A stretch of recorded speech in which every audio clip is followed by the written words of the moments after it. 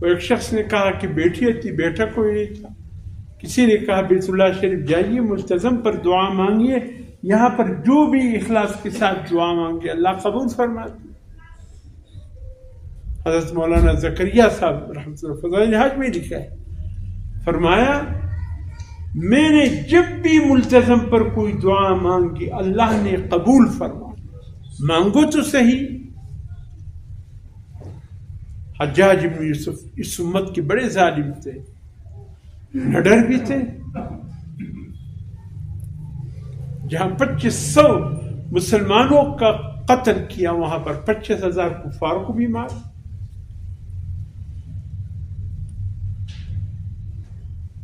مکے کا گورنر رہا.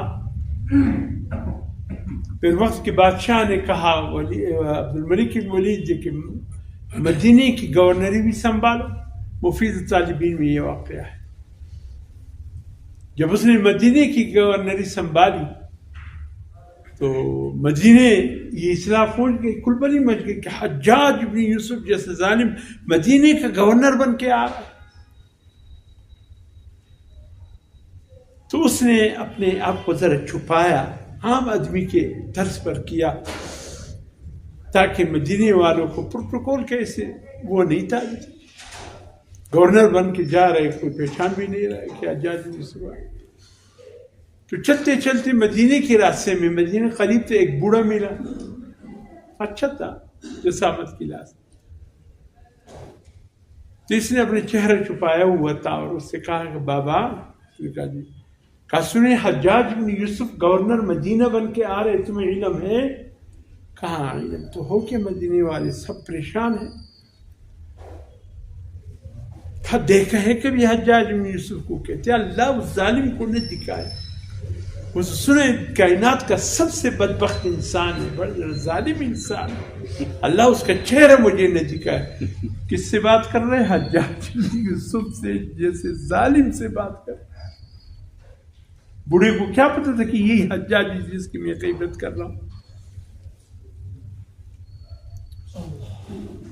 تو کہا اگر سامنے آ جائے، کہا کیسے آئے گا، کہاں سے آئے گا؟ تو اس نے چہرے سے نقاب اٹھایا حجاج میں سے کہا انا حجاج ابن یوسف، میں ہوں. دنیا کا ذہین ترین یہ بوڑھا کہتے ہیں کہ حجاج بن یوسف ہنسا ہے، بہت ہنسا ہے، اور اس کی جان بھی بچ گئی. کہا تم مجھے جانتے ہو؟ بوڑھے نے کہا میں کون ہوں؟ کہا نہیں. کہا میں مدینے کا پاگل ہوں. پاگل ہوں، کبھی کبھی مجھ پہ دورے بھی پڑ جاتے، پتہ نہیں کیا کہتا رہتا ہوں. ابھی دورہ تو نہیں پڑا تھا، ابھی مجھ پہ کوئی دورہ تو نہیں پڑا تھا. کیا کروں اس ظالم کے مقابلے میں، اور کیا کہتا وہ بوڑھا تھا. بڑا سخت. کہا کہ طواف کر رہا تھا حجاج بن یوسف، تو ایک شخص کو دیکھا نابینا تھا. وہ ملتزم پر دعا مانگ رہا ہے کہ اللہ میں نابینا ہوں، مجھے بینائی لوٹا دے، نابینا ہوں مجھے بینائی لوٹا دے. حجاج بن یوسف جا کر پیچھے کھڑا ہو گیا.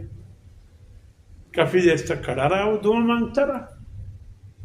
حجاج بن یوسف نے پیچھے سے ہاتھ رکھ کر کہا کیوں دعا قبول نہیں ہو رہی ہے تمہاری؟ یہاں تو ہر ایک کی دعا قبول ہو جاتی ہے، تمہاری دعا کیوں قبول نہیں؟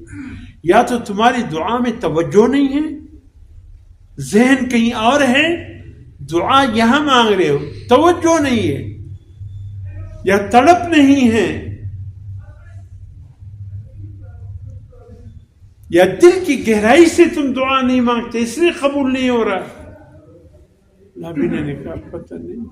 کہا کہ میں طواف کے میرے 3 چکر باقی ہیں، میں یہ پورا کرتا ہوں، یہیں پر کھڑے ہو کر اللہ سے دعا مانگو، اگر 7ویں چکر پر تیری بینائی نہ آئی تیرا سر قلم کر دوں گا. اللہ کے ساتھ دعا. اور اس کو بوڑھے کو بتائے گی کہ حجاج بن یوسف تھا گورنر مکہ. روئے، چلائے یا اللہ یا اللہ یا اللہ. 7ویں چکر پر کہتے ہیں حجاج بن یوسف نے آ کر دیکھا تو اس کی بینائی لوٹ آئی تھی.